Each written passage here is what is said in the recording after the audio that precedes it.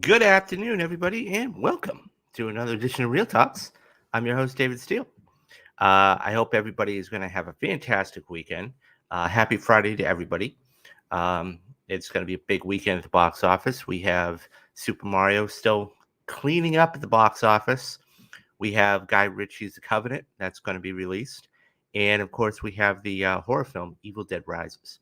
So that's a lot of good stuff coming out. And then, of course, we're only 2 weeks away, guys. We're only 2 weeks away from Guardians of the Galaxy 3. Unbelievable. So, anyways, we got a lot to get to. So let's just jump right in. So anybody that read the tease or looking at it, there's a lot of Marvel stuff going on, a lot of Disney stuff. So we'll get to some of that in a little bit. But I want to start out with another breaking story. So we're going to start with Disney real quick. Um, you know, so one thing that had been really hurting Disney for a while, and it kind of came out at the same time, was that we had within a 48-hour period, we had um, we had two big stories come out. One of them we'll get to in a couple of minutes, but I want to talk about the first one real quick, and that's Victoria Alonso. So anybody who's not familiar with Victoria Alonso, she was she was very high up in the Marvel hierarchy. She answered to Kevin Feige, and what she did was she dealt with post production. So post production, of course, anybody who's not familiar with that, is visual effects. So of course, Disney is in these Marvel movies are very, very, very heavy, especially like Guardians of the Galaxy, which we were just talking about, or any of these other, Captain Marvel, are very heavy on special effects. And when that happens, um, you know, you can tell immediately. So there had been a lot of backlash about the visual effects artists and everything else. Well, anyways, a couple weeks ago, okay, Victoria Alonso actually got let go after about 17 years. And you go, wow, that's a long time. It is a long time. She was with Marvel when this whole MCU started. I mean, she was on the original Iron Man, Guardians, so on. I mean, plenty of other films. She gets let go. It was a Monday. They said, she's done. And everybody's like, what happened? It was a complete shocker to everybody. Well, it came out that she was working on another film. Okay. It was another film that was actually um, nominated for the Academy Awards in the foreign language film. And that was Argentina in 1985. Now, she is from Latin America. So she always wanted to do a story that was about her heritage. That being said, okay, there was a lot, it was a to do about it. Okay, Disney said their thing, and Victoria had said her thing. And she didn't like what ended up happening, so she ended up suing Disney for a lot of money. Anyways, just yesterday, okay, um, Disney settled. And so this comes from Deadline, and it says Disney settles with former Marvel exec Victoria Alonso over sudden firing. Disney has settled with former Marvel Studios VXF chief Victoria Alonso after pink slipping her last month. While details between Alonso and Disney are confidential, there was a multi-million-dollar financial compensation we hear. The deal between the parties was reached in the past few days. Alonso was represented by Galwell, Wink, Howard, and Shapiro LLP in the dispute, which went public on March 24th. The office of Alonso's attorney, Patrick Glazer, had no comment on the settlement when contacted by Deadline. Disney did not return our request for comment either. Alonso was abruptly shown the door on March 17th after a 17-year run at Marvel. Her departure came in the wake of being nominated for the International Film Feature Film 1985. Her most recent film at Marvel was Her most recent title at Marvel was President, Physical, and Post Production VXF and Animation Production. She had a history at the studio of being a consistently outspoken champion of diversity in entertainment. Reports at the time said Alonso was let go from Disney for working outside the confines of her employment contract, which did not permit her to be involved with nonprofit or non-Disney projects such as Argentina in 1985. Heavyweight litigator, a Hollywood litigator, Glazer, responded to that comment at the time, saying, quote, "The idea that Victoria was fired over a handful of press interviews related to a personal passion project about human rights and democracy that was nominated for an Oscar and which she got Disney's blessing to work on is absolutely ridiculous." Victoria, a gay Latino who had the courage to criticize Disney, was silenced. Then she was terminated when she refused something she believed was reprehensible. Disney and Marvel made a really poor decision that will have serious consequences. There is a lot more to this story, and Victoria will be telling it shortly, in one form or another. Disney retorted on March 24th. This was their statement. "It's unfortunate that Victoria is sharing a narrative that leaves out several key factors concerning her departure, including an indisputable breach of contract and direct violation of company policy. We will continue to wish her the best for the future and thank her for her numerous contributions to the studio."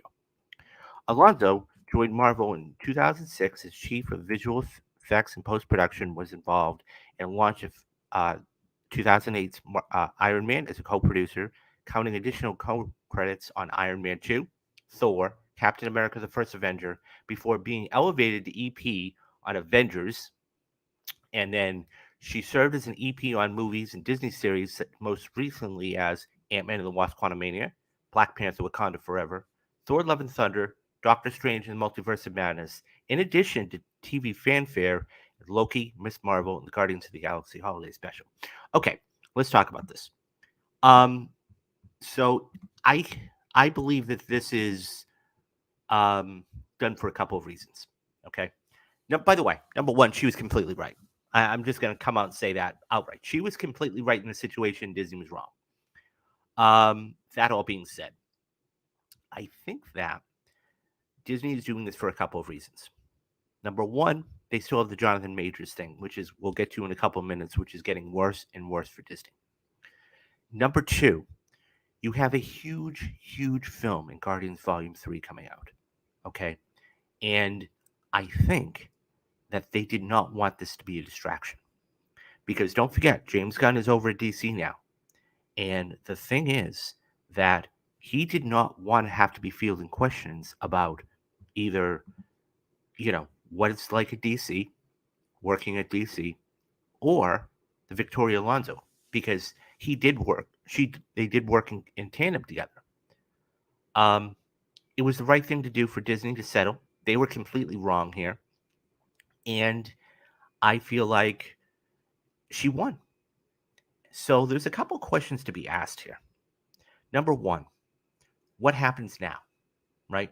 Because we are in a point, okay, we're just started a brand new phase in Ant-Man, okay? Whether you liked it or didn't like it, that's completely, subjective. That being said, we don't have that post filled. So how is Disney going to go about doing this? Okay, are they going to hire somebody in the interim? Do they have a short list? If they do, who's on the short list? And how fast are they going to get this done? Okay, that's first. Second of all, there's something to be said too about the last 4 projects, okay, for Disney. They were all front loaded, of course. So, they averaged $156 million, but that wasn't the big thing. It's the visual effects. Now, you have to wonder, how are the visual effects, if the visual effects are going to get better? Okay? Because people had problems, not only with narratively with Thor: Love and Thunder, but with the visual effects. Or maybe it was Black Panther: Wakanda Forever. Or it was Ant-Man. They weren't up to snuff of the earlier MCU films. So how is that going to help or detract? Number 3, what happens? So when she was working on Argentina in 1985, and we had these visual effects artists come out and say, well, they're working us, grinding us, doing whatever. Was that a result of that? Okay. Or was that just her having too much on her plate? Because if we go back to the article, okay, she was working on Loki. She was working on Miss Marvel. She was working on Ant-Man and Quantumania. She was working on all these projects. So was it her taking too much on and then having to crunch? Or was it just she couldn't handle it? The other thing, too, is the fact that she would have gotten fired because she was working on another project that wasn't Disney related. Now, listen, I understand they have to hire, I mean, they have NDAs or non disclosure agreements. But to tell me that she basically couldn't work on another project that was near and dear to her heart, I find that difficult to believe. Very difficult to believe. And that being said, she fought back and she won.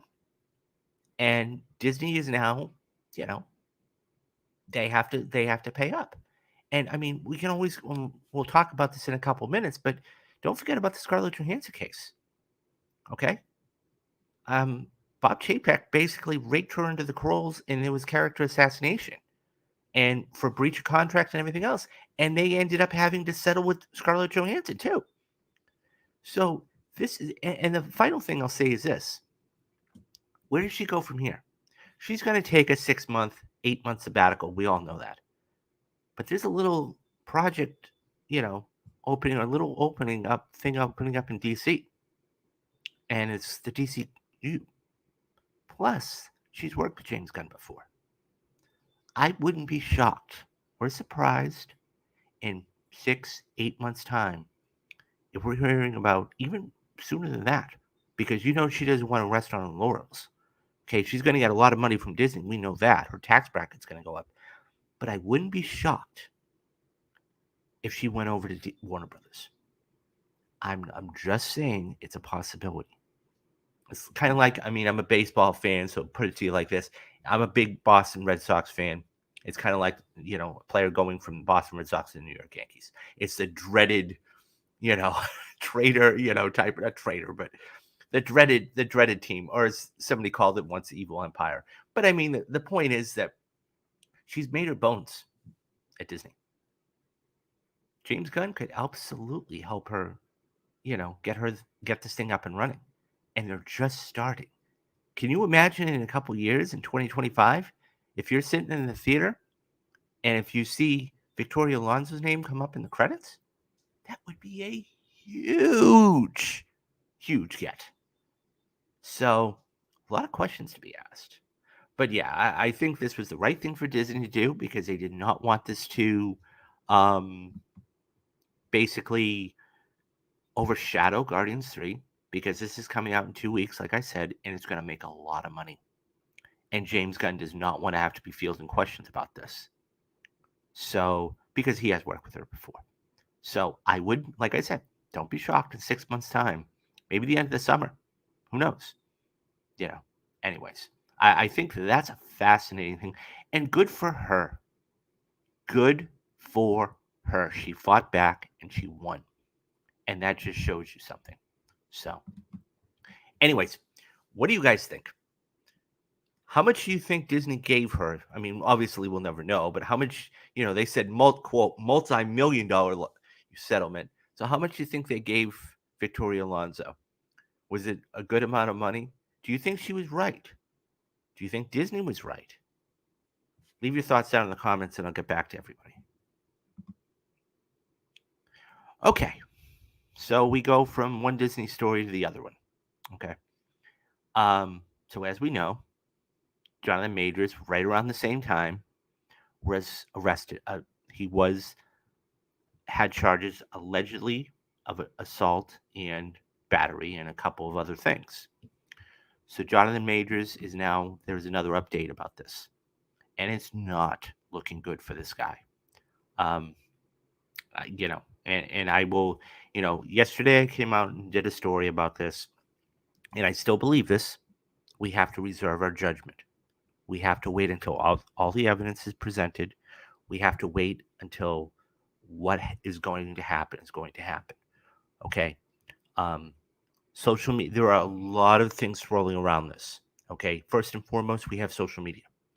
We live in a 24-hour news cycle, 24-hour, 7-day-a-week news cycle.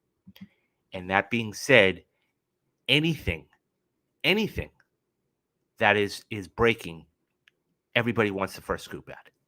Even if it's wrong, because they can always retract it later. When this story the very first story broke, it was on TMZ. And I waited until the trades came in because I'll be honest, I don't really trust TMZ as a reliable source. That being said, the trades picked it up and what have you. We are now a couple of weeks out of this, okay? And so we just got an update yesterday, and there is more bad news for Jonathan Majors about this. So this comes from Variety, and it says that Jonathan Majors' issues worsen as more alleged abuse victims cooperate with the DA's office. As Jonathan Majors prepares for a May 8th court appearance on domestic violence charges, his PR problems are about to get bigger. So, sources familiar with the matter tell Variety that multiple alleged abuse victims have come forward following his March arrests and are cooperating with the Manhattan District Attorney's Office. The prospect of more women waiting in the wings will mark a dramatic turn in the case and come on the heels of Major's publicist and management firm dropping him and cutting ties with the embattled actor earlier this week. The DA declined comment. Jonathan Majors is innocent and has not abused anybody. We have provided irrefutable evidence to the district attorney that the charges are false. We are convinced and confident that he will be fully exonerated, says Major's attorney in a statement. The Creed 3 star was arrested on March 25th in the Chelsea neighborhood of Manhattan on charges of strangulation, assault, and harassment.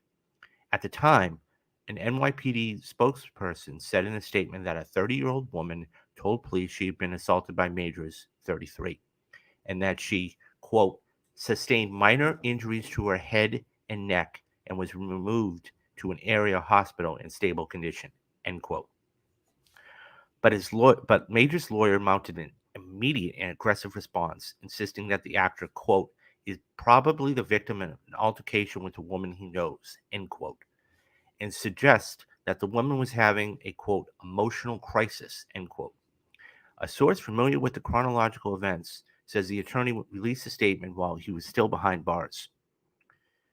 Chauncey's husband, who's the lawyer for Majors, Andrew Bork, is serving Major's crisis publicist and doubled down on the narrative that Major was a victim when he released a series of text messages on March 30th that were intended to be exonerating. In the text exchange, which has not been independently verified, the woman wrote to Majors, quote, I told him it was my fault for trying to grab your phone, end quote. And she stressed that she told police, quote, this was not an attack, end quote. The woman allegedly wrote, quote, please let me know you're okay when you get this. They assured me you won't be charged. They said they had to arrest you as protocol. And when they saw the injuries on me, they knew we had a fight. I'm so angry that they did this, and I'm sorry that you're in this position. We'll make sure nothing happens to you. I love you, end quote. A few hours later, the woman allegedly wrote, quote, I know you have the best team and there's nothing to worry about. I just want you to know that I'm doing all I can on my end.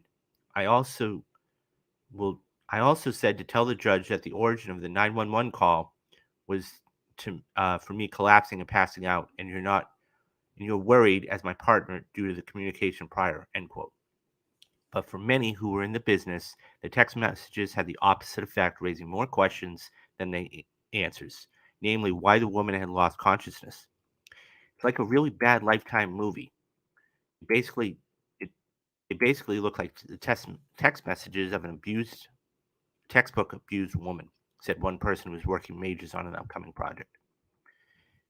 In recent events, Majors had become one of the most famous and promising Hollywood stars, with a series of high-profile and lucrative roles on the horizon. Now all eyes are on him with the MCU, where he's poised to play Kang in the Kang Dynasty. Majors is still attached to the film, which is slated to be released on March 2nd, 2025, and is poised for a $20 million payday, including back-end compensation. He was also signed to do Avengers Secret Wars, which is slated to debut in 2026. Disney is monitoring the fast-moving situation and it has time to deliberate.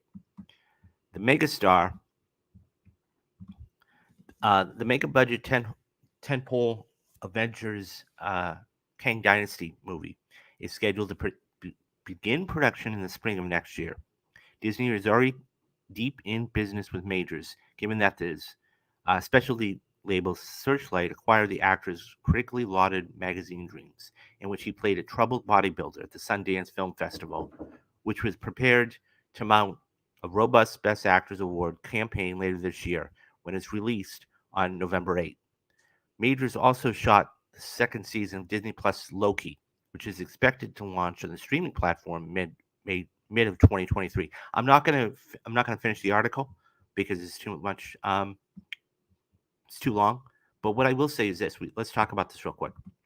Number one, I think that let's get something straight here. He's in deep trouble. Okay. Number two, okay. I mean, anybody. We can all look at the physique here. Okay, he's huge. This isn't CGI, guys. If you've seen Creed 3, okay, and you know of, one of the scenes where he's, doing bench pressing and everything else, he's jacked. I'll say this much: if he's guilty, and that is a big if, I'm saying that right now because that's a necessary thing. If he is guilty, he deserves everything he gets. Okay. That being said, that we have other people coming out, other women coming out, it's not looking good. Okay. The other thing too is, and I have to reiterate this: the fact that this was the woman can do absolutely nothing here. Let's call a spade a spade. Okay, she can do absolutely nothing. And the other thing I have to say is this: every single 911 call across this country, even that's going on right now as I'm streaming, is recorded for purposes of if they need to go back and hear something or find out something, they can. So if he did call 911, I'd like to hear the call. Now, according to some people, there's video evidence in the cab that's yet to be determined. Excuse me, guys, real quick. What do you need, Barbara? I'm streaming. Okay.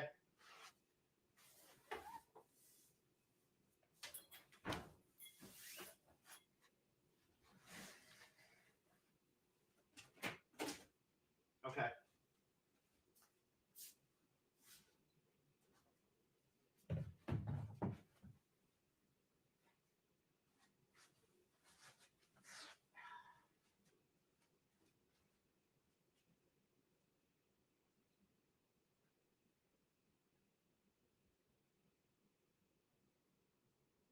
There you go. I didn't know that was your favorite chair. I know. I was kidding.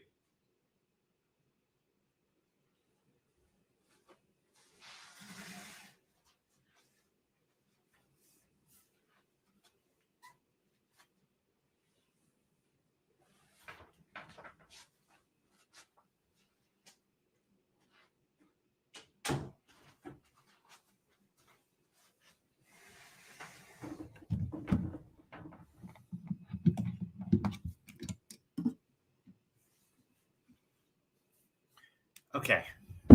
So everybody just got a sneak peek into my room. It's a mess. I'm sorry, guys. So getting back to what I was saying, though, I think the fact is that. So let's go to Metal's comment real quick. It hurts to see this happening to him. Hopefully, it gets worked out. Yeah, no, I hope so too. I do hope so because I feel like it's a necessary thing that needs to get worked out.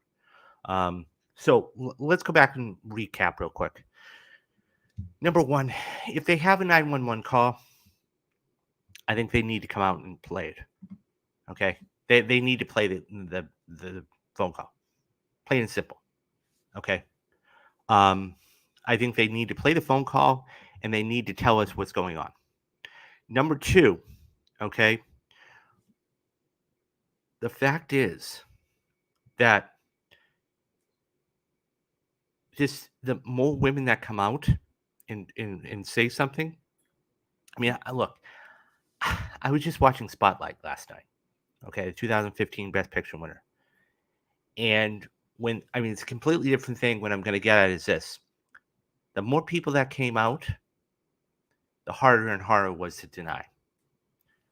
Um, they need to do something very, very quickly. If there is video evidence of this in the cab, they need to come out and say that.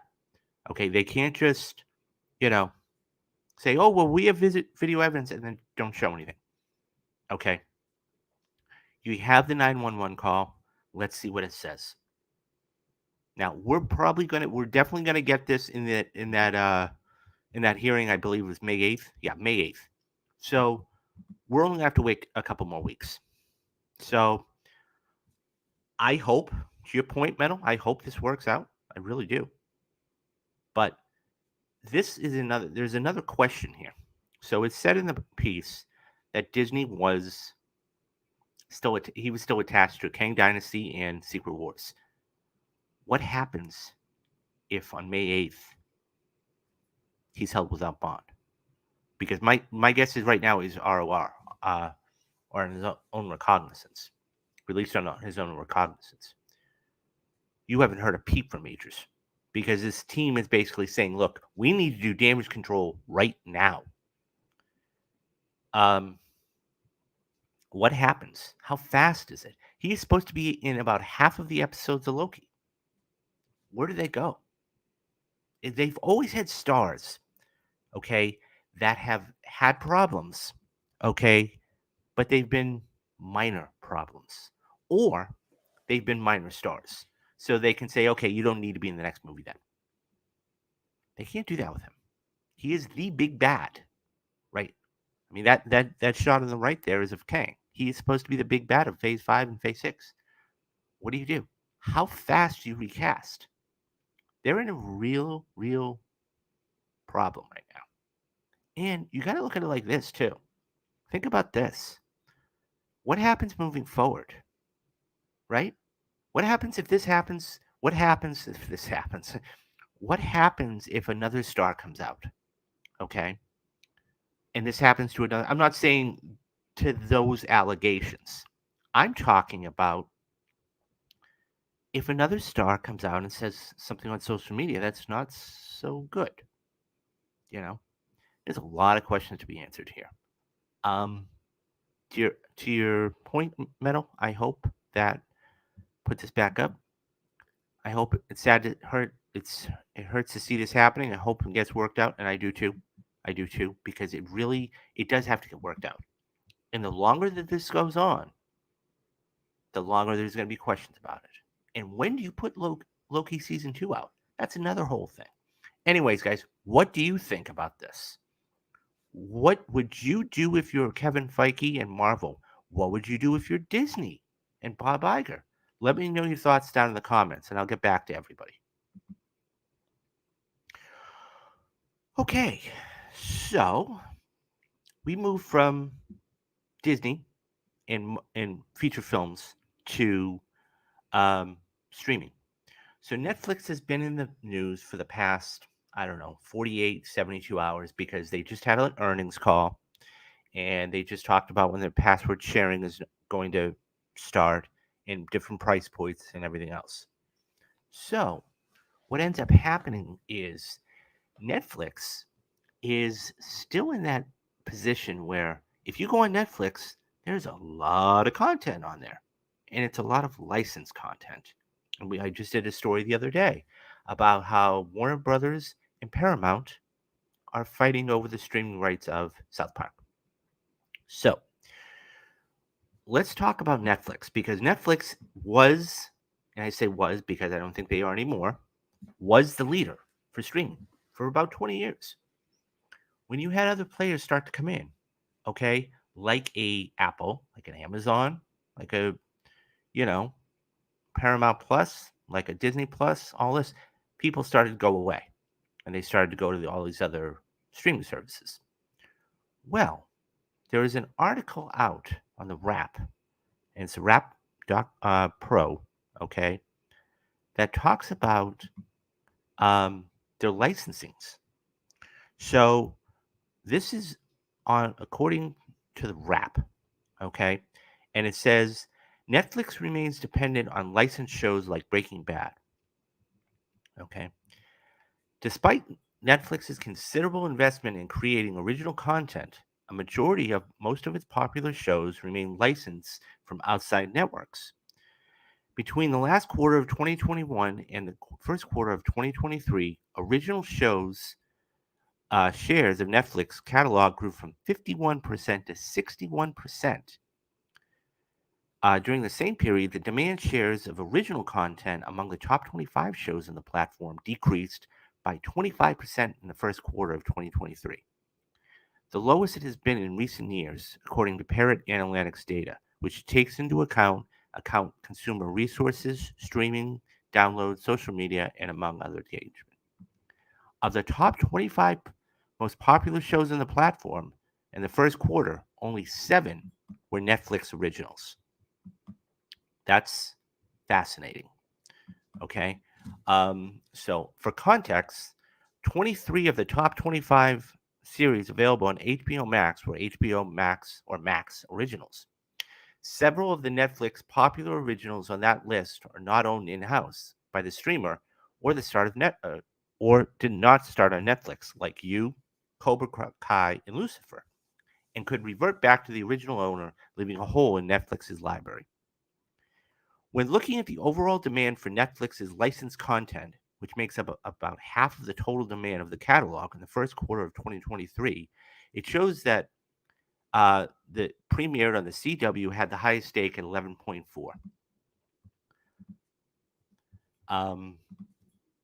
So the network provided some key shows from the DC universe to Netflix, like The Flash, the second most in-demand show on Netflix at the time that quarter, DC's Legend of Tomorrow, and Arrow. Nickelodeon, which accounted for the second largest share, underscores the importance of the animation portion of the Netflix catalog. Shows like Avatar: The Last Airbender and Rise of the Teenage Mutant Ninja Turtles still feature among the top 25 in-demand shows of the catalog. Though AMC licensed just a handful of original shows to Netflix, these series have huge impacts and collectively account for about 6.8% of the demand for licensed content of the service. That's mainly due to the popularity of titles like The Walking Dead, Breaking Bad, and Better Call Saul, all of which were among the top 10 in-demand shows on Netflix in the period looked at. Netflix reliance on licensed content may pose a problem for the streamer's efforts to increase free cash flow in the mediums and long term. For example, if Sony, the owner of the licensing right to 2 of their shows from the Breaking Bad franchise, determines that these shows are keep high chum risks on Netflix, it might seem to negotiate higher significant license fees, which essentially would mean that they couldn't afford them. Now it says here that I just want to, because they did talk about Parrot. Parrot Analytics is the industry leader in global audience demand measurement. The company measures global demand and supply for entertainment, capturing over 2 billion audience expressions, demand for content and talent in over 100 languages across all platforms in 200 countries. Parent Analytics Partners uses this knowledge to help better understand global supply and demand across all platforms to value content and talent, drive better production, distribution, acquisition, and marketing decisions, as well as increase direct to consumer growth and retention. So let's talk about this real quick because this is all important stuff. So the fact is that Netflix is hurting for their own stuff. Okay, that's what it comes down to. If we look at this chart here, okay, 3 out of every 4 shows, okay, 3 out of every 4 shows are licensed. That goes, if we go back 2 years, okay, it's 3.5. So 35% of their stuff was original and 65% of it was licensed. If we go back to 2022, okay, it was 3 out of every 4 shows. Okay, so that was the first quarter. In the second quarter, it was almost a 7-3 ratio. In the third quarter, it was 6.5 to 3.5.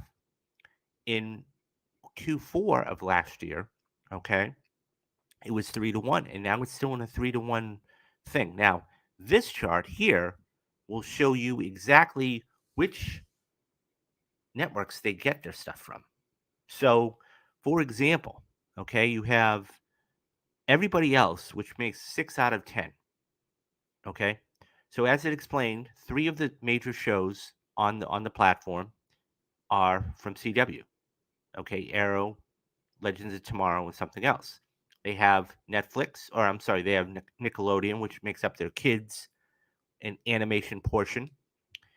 AMC, okay, Breaking Bad, Better Call Saul, okay. NBC, which could be, let's say ER, Friends, whatever. Okay, CBS, that's more for um, reality television, okay? Or so yeah, I mean, you're talking about Survivor, you're talking about, you know, blanking, The Amazing Race, but that's also shows like Big Bang Theory and everything else, okay? Um, and then you have 4% here from TV Tokyo, which may be something like Squid Games. The fact is that they don't have a lot of good quality standalone content anymore. And that's a serious problem. Now, yes, they do have their own shows like Cobra Kai and You and everything else. But the way they release it, okay, and this goes back all the way back to their own business model, they release everything at once. This is why Disney Plus, okay, is so incredibly important because not only do they have their whole library, okay, I'm talking about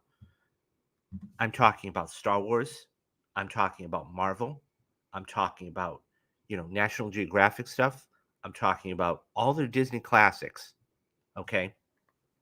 They can put it all into one platform. Okay. That being said, when you go, and let's go back to this other chart for a minute. When you're having 3 out of every 4 shows on your platform be licensed out. So a Better Call Saul, a Breaking Bad, a Friends, an ER, whatever it is, you're paying millions and millions and millions of dollars for this. Okay. Um, that's a problem. Especially especially when you're trying to make original content like The Irishman, like, other things. And this is, I mean, it goes back to 2 things really. Number one, their business model. Their business model is they drop everything at once. Everything. So I could Cobra Kai, for example. Let's pick a show. I could sit down and binge the whole season of that in a weekend, and I'm done. I'm done. It's that simple. Instead of doing what Disney Plus does and releasing it week by week by week, okay, which gets the fervor going, which gets the speculation going, what's going to happen, everything else. That's the first thing. The second thing is they're not releasing any, and the CEO just came out the other day and said theatrical is not our model. Well, here's the problem.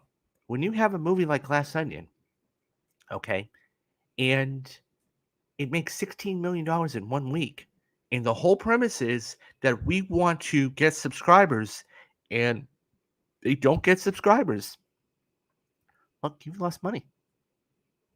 Especially when Amazon and Apple have already accounted and they've already come out and said, listen, guys, we're going to spend $1 billion on theatrical in the next year. Oh, and by the way, our new feature Air, okay, is going to be in theaters, which by the way has made $60 million in the theater. The film cost $90 million to make. We're not even talking about VOD sales. Once this hits, it's going to blow up. So, look, eventually, this is why Netflix is in trouble. They won't say it. Yeah, they may have gained 2 million subscribers over this last quarter, but they won't say it.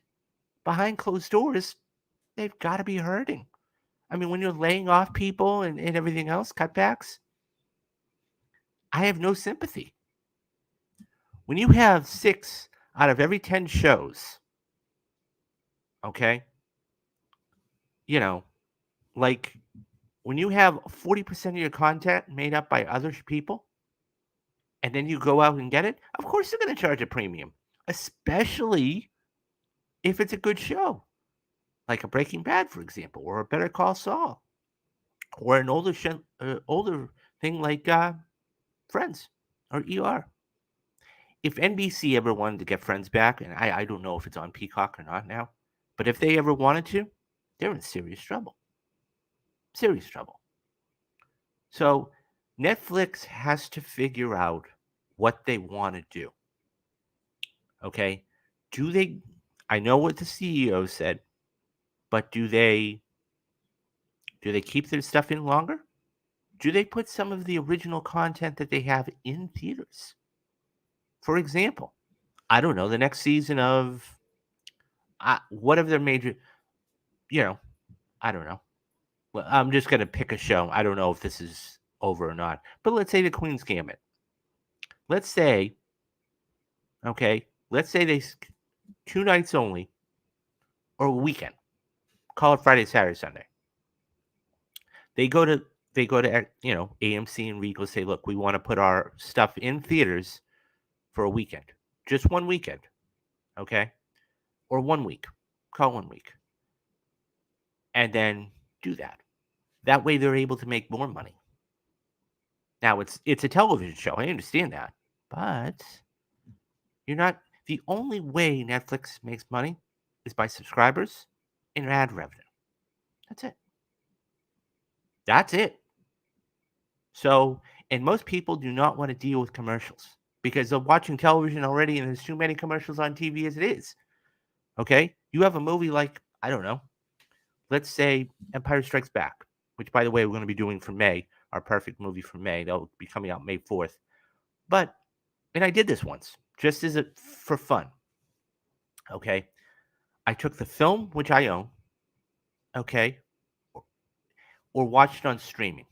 That's what I was watched on Disney Plus. So I took the film and then I did it right to the exact point of where it was on television. And I watched the film on Disney Plus. Now, do you know when I was done watching the film on Disney Plus? It was only 2/3 of the way through. That tells you how many ads. I think it's right around 2 hours and change. But that is not a 3-hour movie because every 8 minutes they have to stop for advertisements. Whereas in streaming, there's no problem. They have a problem and they have to fix it, and Netflix is in serious trouble. Anyways, guys, what do you guys think about this? Which shows do you watch on Netflix that you would be upset if they went away? Would you cancel Netflix if they couldn't afford your favorite show anymore? Let me know your thoughts down in the comments, and I'll get back to everybody. Okay. So we have one last story, and I wanted to save the biggest one for last. Another Disney story, another Marvel story. They're just in the business all the way around. So, this basically says that Scarlett Johansson, she's done with Marvel, and she is done playing Black Widow, and she has been in quite a few movies. Of course, speaking of Disney, speaking of lawsuits, speaking of everything else, she was in the much embroiled lawsuit from Disney a couple years ago for Black Widow.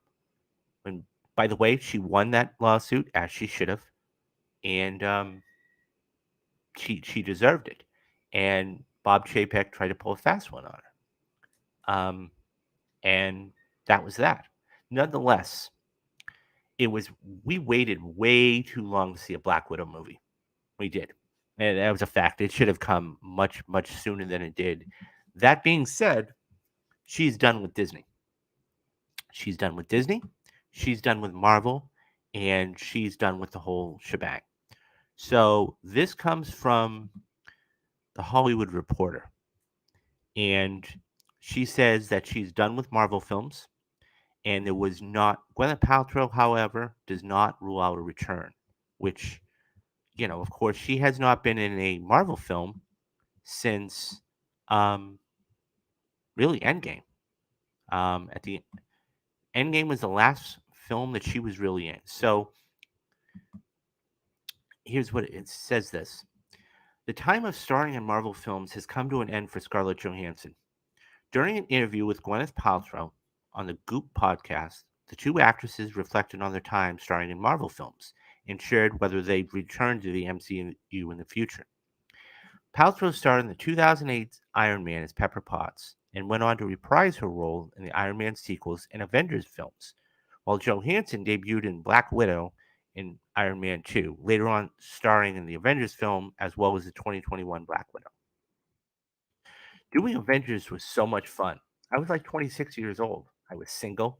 It was fun, Johansson recalled starring in the first film, describing it as a, quote, adult summer camp, end quote.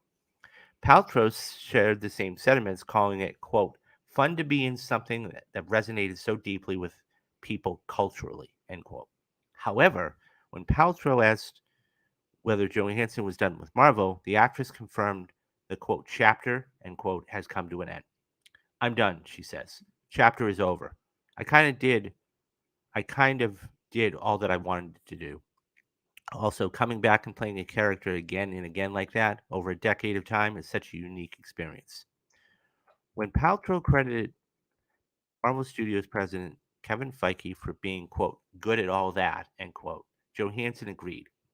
He's such a lover of cinema and storytelling, he really is a fan, she says. When Johansson asked whether Paltrow herself was done with Marvel films, Paltrow said she couldn't rule out a return given her character never died. I mean, I think so. Didn't die, so they could always ask me to come back, Paltrow said. I think you might come back at some point, Johansson told Paltrow. To which Paltrow quipped, really? A 64-year-old Pepper Potts? How great. 100% that's happening. I could see it. They're never going to let you go. Break out that wig, baby, Johansson added. Johansson's Black Widow died in 2019's Endgame, but has returned in the standalone prequel Black Widow. The release of Black Widow was delayed amidst the pandemic, when the film was simultaneously released in theaters and on Disney Plus. The actress filed a lawsuit claiming the film had been guaranteed an exclusive theatrical release when she signed her deal, and alleged that the contract was breached when the film was released on the streaming service. The complaint also stated that Disney had made no attempt to redo her deal. At the time, Disney countered that Johansson was paid $20 million for the film, which she should have. Johansson and Disney eventually settled the breach of contract lawsuit over her pay. I am happy to have resolved my differences with Disney, Johansson said in a statement at the time. I'm incredibly proud of the work we've done over the years and have greatly enjoyed my creative relationship with the team. I look forward to continuing our collaboration and for years to come in the future. Okay, let's talk about this real quick because it's important it is good to see that she's finally done. She's walking away on her own terms. If Paltrow comes back, if Gwyneth comes back, then she comes back. I think she's done too. She just doesn't want to say it. I think that being said, we have female stars right now in the MCU, in Miss Marvel, okay, in Captain Marvel, and a bunch of other, strong women characters that I think would really do well and is going to do well. That being said, I think that, I personally, I'm glad that, Scarlett Johansson actually got what she deserved. She should have gotten 20 million for Black Widow, as she did. Fact is, she shouldn't have had to go through that lawsuit. Had Disney just paid her, it seems to me, and I could be wrong about this, but it seems to me Disney is very, very stubborn. They never like to admit when they're wrong, and it always costs them more money. Whether it's the Victoria Alonso thing we were talking about at the top of the show, or the Scarlett Johansson, whatever it is. And it blows my mind, instead of getting out in front of it, to just say, hey, look, We'll pay you. Sorry that we had the inconvenience. But when you have Bob Chapek, and I'm not going to go on a tangent about it, but he was an idiot. He was an absolute idiot, and he deserved to get fired, and they deserve to pay. That all being said, I love Black Widow. I think if I'm being honest, I think her being a redhead for me, I think that's her best. That's her best. I think this shot on the left here, I love this. I love her as a redhead. Love her as a redhead. Even in this other shot here in the white, I love her as a redhead. Blonde, okay. The Avengers shot is fantastic too. So, but not so much as a blonde. Anyways, that's just me being me. But I think that it was good to have a run. We have more female stars. Um, I don't think Gwyneth is going to come back. That's just me, speculating. But I can't see her coming back. But she had a great run, and she made a lot of money doing it too. So, I mean, that's the other thing too. So she was in quite. She was almost in what? She was in 6, 7, 8 films. So, I mean, I would love to know. We'll never find out. But her getting paid for, I mean, for the 2 scenes she was in, or 3 scenes she was in Endgame for, I'm sure she got a very good paycheck for. And so, anyways, but yeah, so Scarlett Johansson is done, and we have other stars. So let's celebrate them too. But also let's celebrate the brave women there that actually did something and really started the MCU. When you think about it, because at that time, Gwyneth was in the very first Iron Man movie in '08. Okay, and we see Black Widow come along a couple years later. So, I mean, Robert Downey Jr. is the only one that really clean up for that, but that's another thing for another time. Anyways, what do you guys think? Which Black Widow did you particularly like? Was it the one in Endgame? Was it the one in Winter Soldier? Was it the one in the Avengers? Let me know your thoughts down in the comments, and I'll get back to everybody. Okay, so that's all we have for today. Couple of things I want to get to right off the top. So as I keep saying every single day, but I want to reiterate it, I am going to be doing a Mission Impossible rewatch for the whole month of June and July leading up to July. I have the notes right over there. I am going to be doing the stream this weekend. So either tomorrow or Sunday, I'll tweet that out. And by the way, if you want to follow me on Twitter, all you got to do, that is my Twitter handle. So that you can follow me there. I'm always on Twitter looking at that stuff, talking about movies, all that good stuff. Anyways, so it's going to be one a week. So starting June 2nd.